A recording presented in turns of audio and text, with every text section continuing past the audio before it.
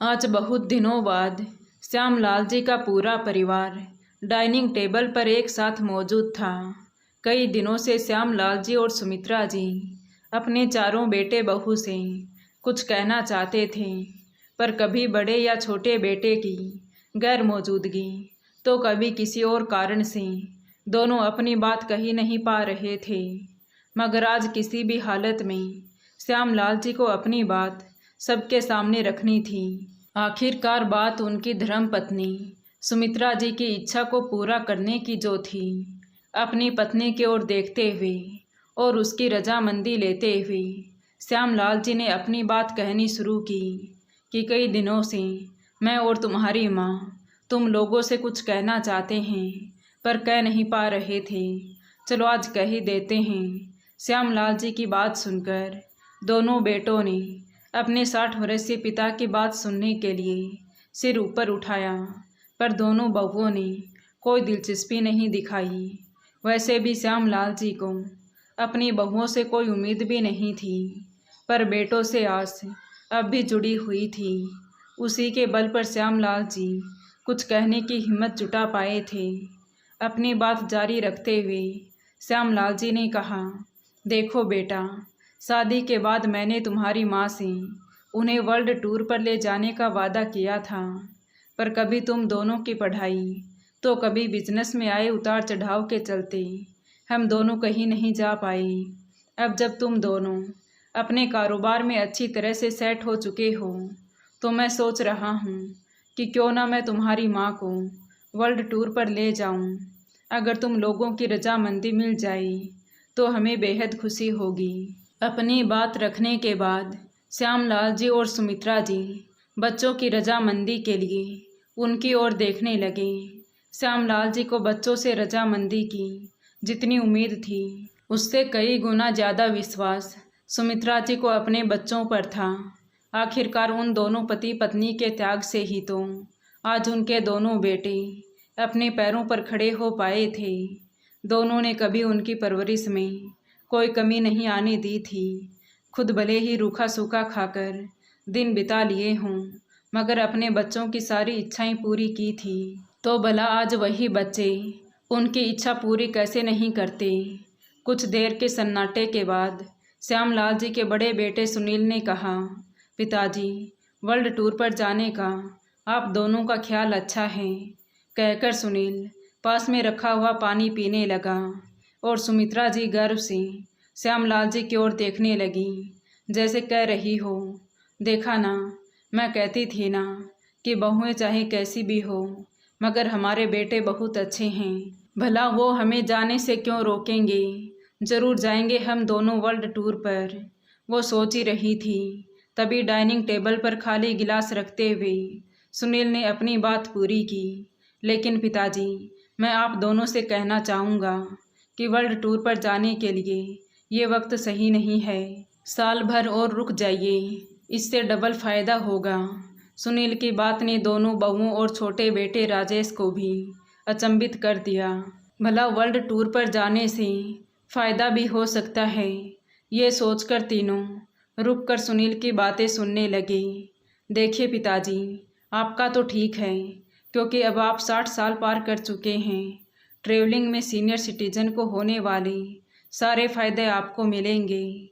पर मम्मी, जो अभी 58 साल की हुई है, उनका खर्च बढ़ जाएगा। इसलिए मेरी बात माने तो 1-2 साल और रुक जाइए। उसके बाद आप दोनों सीनियर सिटीजन की कैटेगरी में आ जाएंगे, जिससे खर्चा भी कम होगा और हम भी फ़ायदे में रहेंगे। बेटे सुनील की बात सुनने के बाद श्यामलाल जी और सुमित्रा जी एकदम खामोश हो गए। पर जैसे ही पानी पीते पीते उनके छोटे बेटे राजेश ने कुछ कहने का इशारा किया, तो दोनों बुजुर्ग दंपति आस लिए उसकी ओर देखने लगे कि अगर राजेश हाँ कर दे तो भी बात बन सकती है। यही विचार आ रहे थे दोनों के मन में। तभी राजेश ने कहा, भैया बिल्कुल ठीक कह रहे हैं पिताजी, मैं भी यही कहूँगा। 1-2 साल और रुक जाइए, फिर जाइएगा। आप दोनों नहीं जानते, बैंकिंग के साथ ही सीनियर सिटीजन को ट्रेवलिंग के भी कई फ़ायदे होते हैं। इससे कम बजट में आप दोनों घूम आएंगे। दोनों बेटों के प्रति उत्तर से जितनी नाखुश सुमित्रा जी हुई थी, उससे कई गुना निराश श्यामलाल जी हुए थे, क्योंकि वर्ल्ड टूर पर जाने का सपना सुमित्रा जी का था। खामोशी से उठकर श्यामलाल जी कमरे की तरफ चल दिए। तभी पीछे पीछे अपने कमरे में आते ही सुमित्रा जी ने कहा, आपको इतना उदास होने की ज़रूरत नहीं है जी। इतने साल इंतज़ार किया है तो 1-2 साल और सही। ठीक ही तो कह रहे हैं बच्चे, साल भर में हम दोनों सीनियर सिटीजन हो जाएंगे, तो चलेंगे दोनों बूढ़ा बूढ़ी दुनिया की सैर करने। कहते हुए सुमित्रा जी हंसने लगी। तो श्यामलाल जी ने खामोशी से कहा, मुझे माफ़ कर दो सुमित्रा, मैं जवानी के उन दिनों में समय की कमी के कारण तुम्हारी इच्छा पूरी नहीं कर पाया, और आज पैसों की कमी ने मुझे मजबूर कर दिया। अच्छा होता अगर रिटायरमेंट से पहले मैं भी कुछ पैसे तुम्हारे और अपने लिए बचा लेता, पर तुम ही कहती थी कि अपने बच्चे अपने होते हैं, बुढ़ापे में वही हमारा सहारा बनेंगे, इसलिए हमें पैसों की क्या ज़रूरत है। अगर उस वक्त मैंने तुम्हारी बात न मानी होती तो आज तुम्हारी इच्छा को पूरा करने के लिए मुझे दोनों बेटों के आगे हाथ ना फैलाने पड़ते। कोई बात नहीं जी, हम अगले साल चले जाएंगे, सुमित्रा जी ने उनकी बात काटते हुए कहा। तो श्यामलाल जी बोले, आने वाला समय किसने देखा है सुमित्रा, हो सकता है अगली सुबह मैं ना देख पाऊँ। इस उम्र में मौत का भी कोई भरोसा नहीं है। यह सुनकर सुमित्रा जी ने श्यामलाल जी के मुंह पर हाथ रखते हुए कहा, ऐसी अशुभ बातें मत कहिएगा जी, आपसे पहले मौत को गले मुझे लगाना है। आखिरकार अग्नि को साक्षी मानकर कसम खाई है मैंने कि मौत को गले पहले मैं लगाऊंगी। तभी माहौल को गंभीर होता देखकर श्यामलाल जी ने कहा, अरे भाग्यवान, अगर तुम मर जाओगी तो मैं वर्ल्ड टूर पर किसे ले जाऊंगा। तुम्हारा अधूरा सपना अधूरा ही रह जाएगा। नहीं जी, शायद आप भूल रहे हैं कि हमने 7 जन्मों तक एक साथ रहने की कसम खाई है। इस जन्म ना सही तो अगले जन्म में ले जाइएगा। सुमित्रा जी की बात पर श्यामलाल जी भी हंस पड़े। अगली सुबह ब्रेकफास्ट के लिए फिर एक बार पूरा परिवार डाइनिंग टेबल पर इकट्ठा हुआ। तो बड़े बेटे सुनील ने कहा, राजेश, कल रात तुमने बातों बातों में सीनियर सिटीजन के बैंकिंग के भी फ़ायदे बताए, तो मेरे दिमाग में एक आइडिया आया है कि क्यों ना मैं पिताजी के नाम पर पैसे इन्वेस्ट कर दूं, क्योंकि पिताजी सीनियर सिटीजन हैं, इसलिए ब्याज हमें ज़्यादा मिलेगा। कैसा लगा मेरा आइडिया? आइडिया तो अच्छा है भैया, पर उसमें मुझे क्या फ़ायदा होगा? अरे छोटे, 2 साल रुक जाइए, फिर माँ भी तो सीनियर सिटीजन हो जाएगी। उनके नाम पर तुम इन्वेस्ट करके ब्याज कमा लेना। दोनों तो अपने ही हैं, पैसा लेकर थोड़ी भाग जाएंगे। हाँ भैया, ये हुई ना बात, आपका आइडिया बेस्ट है। दोनों भाइयों की बात से दोनों बहुएं भी बेहद खुश थी, मगर बेटों को अपना सौदा करते देख दोनों बुजुर्ग दंपति मन ही मन रो रहे थे। वैसे भी चुप रहने के सिवाय उनके पास कोई और चारा भी तो नहीं था।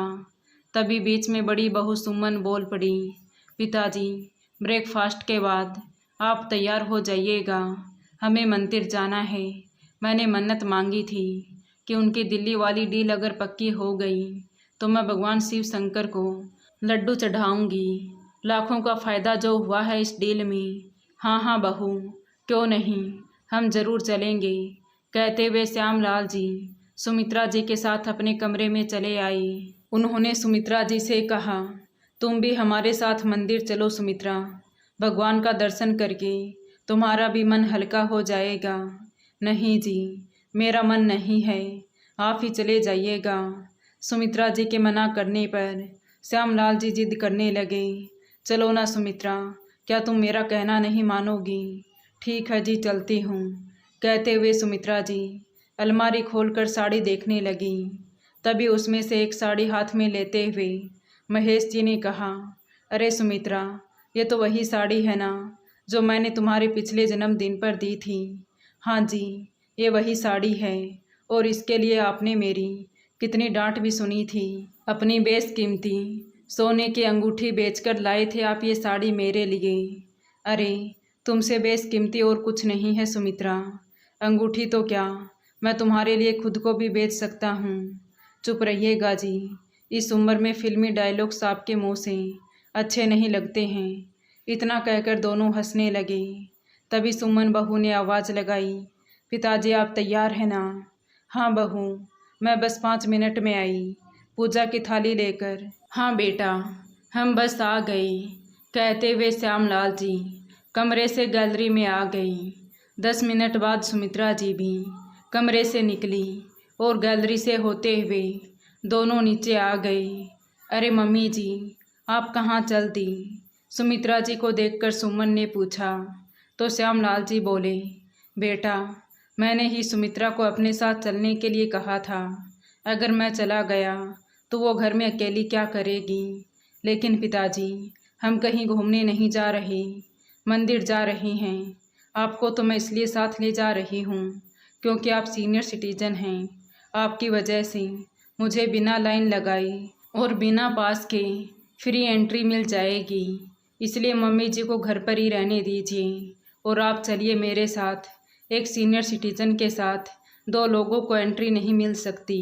तभी वहीं पास में खड़ी छोटी बहू अनीता ने हंसते हुए कहा, मम्मी जी को तो सुमन भाभी 2 साल बाद अपने साथ ले जाएंगी, जब उनकी गिनती भी सीनियर सिटीजन में होने लगेगी। इतना कहकर वो ठहाके लगाकर हंसने लगी। तभी उसकी बात को अनसुना करते हुए सुमित्रा जी ने श्यामलाल जी की तरफ देखते हुए कहा, सुमन बहू ठीक ही कह रही है जी, आप उसके साथ चले जाइए, मैं घर पर ही ठीक हूँ। कहते हुए सुमित्रा जी अपने कमरे की ओर चल पड़ी। करीब 15 दिन बाद एक सुबह श्यामलाल जी का बैंकिंग एजेंट उनके घर आया और उसने श्यामलाल जी को बताया कि उनके LIC के 15 लाख रुपए उन्हें बहुत जल्द मिलने वाले हैं। ये एक ऐसा इन्वेस्टमेंट था जो शादी से कई साल पहले श्यामलाल जी ने किया था और उसे भूल भी चुके थे। श्यामलाल जी ये सुनकर बेहद खुश हुए। उन्होंने सोचा कि बेटे अगर अपनी माँ का सपना पूरा न कर पाए तो क्या हुआ, मैं अभी जिंदा हूँ। सुमित्रा के सीनियर सिटीजन होने का इंतज़ार क्यों करूँ? इन पैसों से ही मैं उन्हें महीने भर वर्ल्ड टूर पर लेकर जाऊँगा। श्यामलाल जी ये खुशखबरी सुमित्रा जी को देने पहुँचे तो सीढ़ियों पर सुमित्रा जी छोटी बहू अनीता के साथ उतरती हुई दिखाई दी। सुमित्रा जी को अपने सामने देखकर श्यामलाल जी चुप नहीं रह पाए और छोटी बहू के सामने ही बोल पड़े, सुमित्रा सुना तुमने, मुझे LIC के पूरे 15 लाख रुपए मिलने वाले हैं। हम उन पैसों से वर्ल्ड टूर पर जाएंगे, इसलिए बस तुम अब चलने की तैयारी करो। यह सुनकर सुमित्रा जी बहुत खुश हो गई। देर से ही सही पर उनका सपना पूरा होने वाला था, लेकिन उन्हें क्या पता था कि बेटे बहू इसमें भी टांग अड़ा देंगे। अगले दिन अनीता अचानक ही अपनी सास के गले लगकर रोने लगी, मम्मी जी चलिए मेरे साथ, देखिए ना राजेश ने अपनी क्या हालत बना रखी है। बहू के मुंह से ये सुनकर दोनों बुजुर्ग दंपति हैरान और परेशान हो गए। वो जल्दी से राजेश के कमरे में पहुँचे तो देखा कि पूरा कमरा बिखरा पड़ा था। क्या हुआ बेटा, तुम्हारे कमरे की सारी चीज़ें बिखरी क्यों पड़ी हैं? श्यामलाल जी ने पूछा तो राजेश रोने का नाटक करते हुए बोला, पिताजी अब मैं जिंदा नहीं रहना चाहता। कारोबार में मुझे बहुत बड़ा नुकसान हुआ है। मुझे 15 लाख रुपयों की सख्त ज़रूरत है। अगर इन 5 दिनों में मुझे 15 लाख रुपए नहीं मिले तो मेरा बिजनेस बर्बाद हो जाएगा। मेरा बहुत बड़ा बिजनेस बनने का सपना भी अधूरा रह जाएगा पिताजी। इतना कहकर वो वहीं बैठकर फूट फूट कर रोने लगा। तो बेटे की तकलीफ़ सुमित्रा जी से देखी नहीं गई। उन्होंने श्यामलाल जी से कहा, सुनिए जी, मुझे आपसे कुछ ज़रूरी बात करनी है, ज़रा आप मेरे साथ अपने कमरे में चलिए। कहकर सुमित्रा जी अपने कमरे में आ गई तो श्यामलाल जी भी उनके पीछे पीछे आकर बोले, क्या बात है सुमित्रा? देखिए जी, मैं चाहती हूँ कि आप ये LIC के पैसे राजेश को दे दें, वरना उसका सपना अधूरा रह जाएगा। और तुम्हारे सपने का क्या सुमित्रा, जो वर्षों से देखते आ रही हो? श्यामलाल जी ने उनकी बात को बीच में ही काटते हुए कहा। तो सुमित्रा जी बोली, देखिए जी, आप मेरी चिंता मत कीजिए। बेटों ने कहा है ना कि साल भर बाद वो हमारे सपने को ज़रूर पूरा करेंगे। तो ठीक है ना, साल भर और इंतज़ार कर लेंगे। देखो सुमित्रा, तुम ये सही नहीं कर रही हो। कोई बात नहीं जी, बच्चों से बढ़कर कुछ भी नहीं है। अगर उसने कुछ कर लिया तो हम जीते जी मर जाएंगे। सुमित्रा जी की बात सुनकर श्यामलाल जी भी मना नहीं कर पाई और बोले, ठीक है सुमित्रा, तुम जैसा चाहती हो वैसा ही होगा। श्यामलाल जी ने 5 दिन के अंदर ही सारे पैसे राजेश को दे दिए। इसी तरह 2 साल भी बीत गए और एक शाम जब फिर एक बार चाय और नाश्ते के लिए पूरा परिवार डाइनिंग टेबल पर मौजूद था तो श्यामलाल जी ने कहा, भाई कल तुम्हारी माँ का जन्मदिन है। अब मेरी तरह वो भी सीनियर सिटीजन हो जाएगी, तो जल्द से जल्द उनके सीनियर सिटीजन का कार्ड बनवा कर वर्ल्ड टूर पर जाने का टिकट निकलवा दो। अरे पिताजी, इतनी भी क्या जल्दी है? और कौन सा आप दोनों बिजनेस टूर पर जा रहे हैं जो न जाने से लाखों का नुकसान हो जाएगा। साल भर इंतज़ार किया है, थोड़ा और इंतज़ार कर लो। बड़े बेटे सुनील की इस बात से श्यामलाल जी और सुमित्रा जी को जो आघात पहुंचा उसे बयां कर पाना बहुत मुश्किल था। उसी पर छोटा बेटा राजेश बोल पड़ा, पिताजी आपने तो बहुत अच्छी खबर सुनाई, कल मम्मी 60 साल की हो जाएगी। छोटे बेटे के मुंह से ये सुनकर श्यामलाल जी मन ही मन खुश हुए जा रहे थे कि चलो सुनील के ना सही, पर राजेश के मन में तो उत्साह है अपने माँ के जन्म दिवस को लेकर। लेकिन पल भर में ही उनकी ये खुशी भी गम में बदल गई जब उनके छोटे बेटे ने कहा, वर्ल्ड टूर तो होता रहेगा पिताजी, चलिए सबसे पहले माँ के नाम इन्वेस्ट करते हैं। माँ से तो दुगना फ़ायदा होगा। एक तो माँ महिला है और दूसरा अब सीनियर सिटीजन भी। बेटा हमारे पैसों को लौटाने के बजाय फिर एक बार हमारे नाम पर पैसे जुटाना चाहता है। ये दर्द सुमित्रा जी सह नहीं पाई और वो उठकर चुपचाप सीधे अपने कमरे में चली गई। थोड़ी देर बाद सुमित्रा जी को प्यास लगी तो उन्होंने टेबल पर रखे जग को देखा। जग खाली था। वो पानी लेने के लिए रसोई की तरफ जा ही रही थी कि तभी बीच में ही छोटे बेटे राजेश के कमरे से खिलखिलाने की आवाज़ें सुनाई दी। उन्होंने ध्यान से सुना तो दोनों बेटे व बहुएं उस नाटक को याद कर अपनी सफलता पर हंस रहे थे जो उस दिन राजेश और अनीता ने उनसे पैसे ऐंठने के लिए रचा था। छोटी बहू अपने पति राजेश से कह रही थी, देखो जी, मेरा आइडिया काम कर गया ना। अगर उस दिन मैंने आपको ये राय ना दी होती तो वो 15 के 15 लाख रुपए ऐसे ही बूढ़े बूढ़ी के आवारागर्दी में निकल जाते।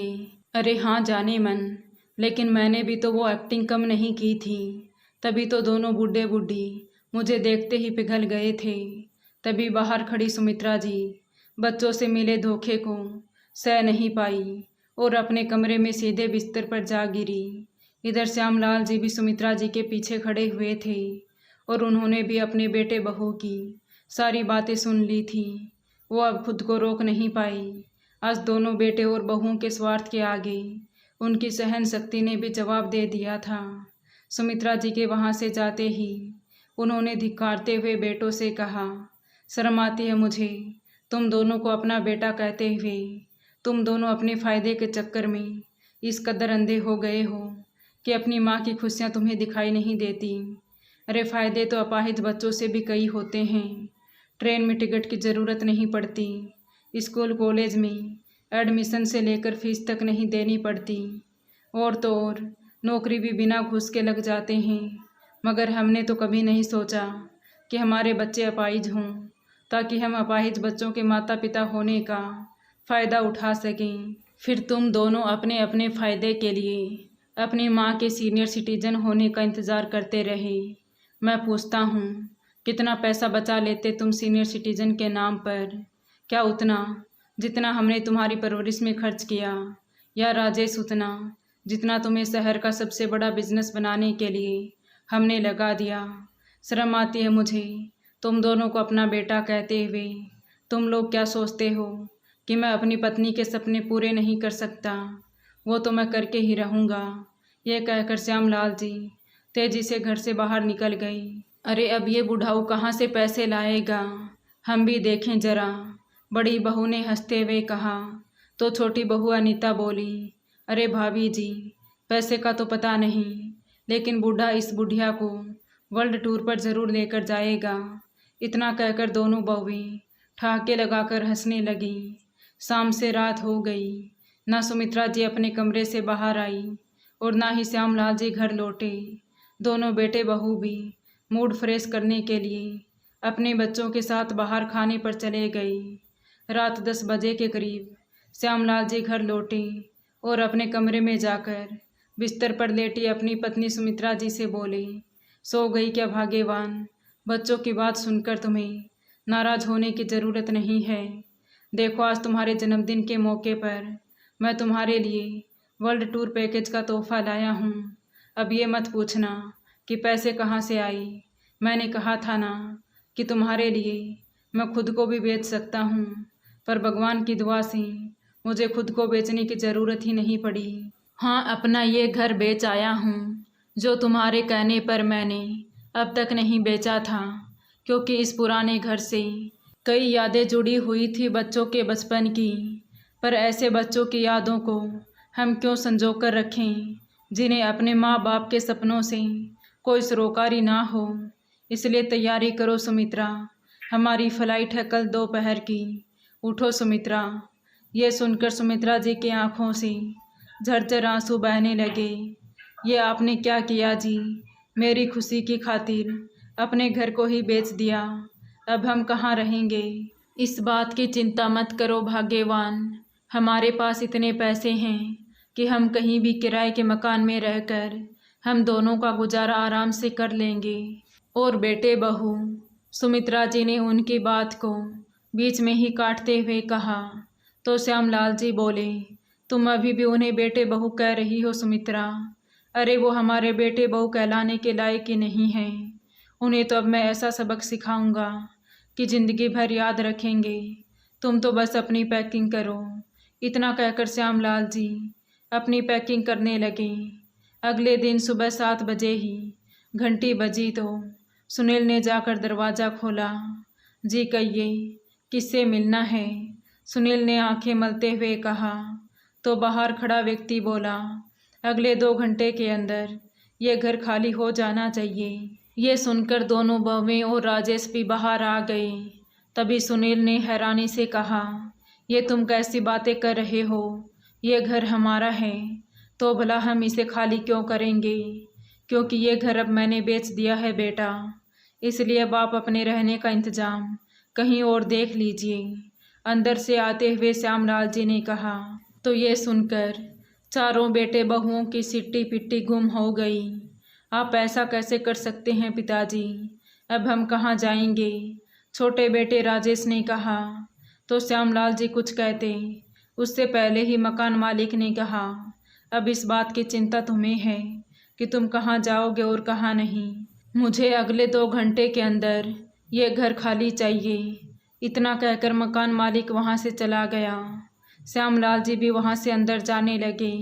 तभी राजेश उनके सामने आकर उनके पैर पकड़कर माफ़ी मांगते हुए बोला, हमें माफ़ कर दीजिए पिताजी, हम आपको वर्ल्ड टूर पर जाने के लिए पैसे दे देंगे, लेकिन इस तरह हमें घर से बेघर तो मत कीजिए। ये सुनते ही श्यामलाल जी ने एक ज़ोरदार तमाचा राजेश के गाल पर जड़ दिया और गुस्से से बोले, मैंने रात को ही बोल दिया था कि मैं अपनी पत्नी को ज़रूर घुमाऊंगा। इसके लिए मुझे तुम्हारे सामने हाथ फैलाने की ज़रूरत नहीं है। और अब ये घर ही नहीं, जिस कंपनी के तुम मालिक बनकर बैठे हो वो कंपनी भी अब तुम्हारे हाथों से जा चुकी है। ये सुनकर राजेश हैरानी से अपने पिता की ओर देखने लगा। ये आप कैसी बातें कर रहे हैं पिताजी, वो तो मेरा अपना बिजनेस है, उसमें आप कुछ नहीं कर सकते। हाँ बेटा, तुमने सही कहा, लेकिन उस बिज़नेस को खड़ा करने में तुम लोगों ने मुझसे 15 लाख रुपए जो ऐंठे थे उसका सबक तो तुम्हें मिलेगा ही। इतना कहकर श्यामलाल जी वहाँ से जाने लगे। तभी सुमित्रा जी ने बाहर आते हुए कहा, सुनिए जी, इन नालायकों के साथ अपना टाइम वेस्ट मत कीजिए, हमारी फ़्लाइट का वक्त हो रहा है, जल्दी से तैयार हो जाइए। ये सुनकर तो चारों बेटे बहू के पैरों तले से ज़मीन खिसक गई। तभी दोनों बहुओं ने आपस में कुछ इशारा किया कि यही वक्त है, वरना बात हाथ से निकल जाएगी। ये सोचकर दोनों बहुएं रोने का नाटक करते हुए सुमित्रा जी के पैरों में जा गिरी। प्लीज माँ जी, हमें माफ़ कर दीजिए, हमसे बहुत बड़ी गलती हो गई। हम आपको वर्ल्ड टूर पर जाने से नहीं रोकेंगे। प्लीज़ हमें ऐसे घर से बेघर तो मत कीजिए।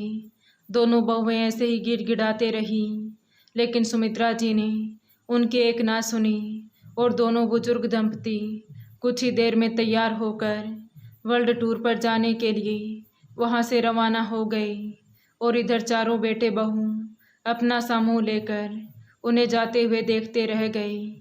तो दोस्तों, श्यामलाल जी और सुमित्रा जी ने उन्हें माफ़ न करके सही किया या गलत, अपनी राय कमेंट बॉक्स में ज़रूर बताएं।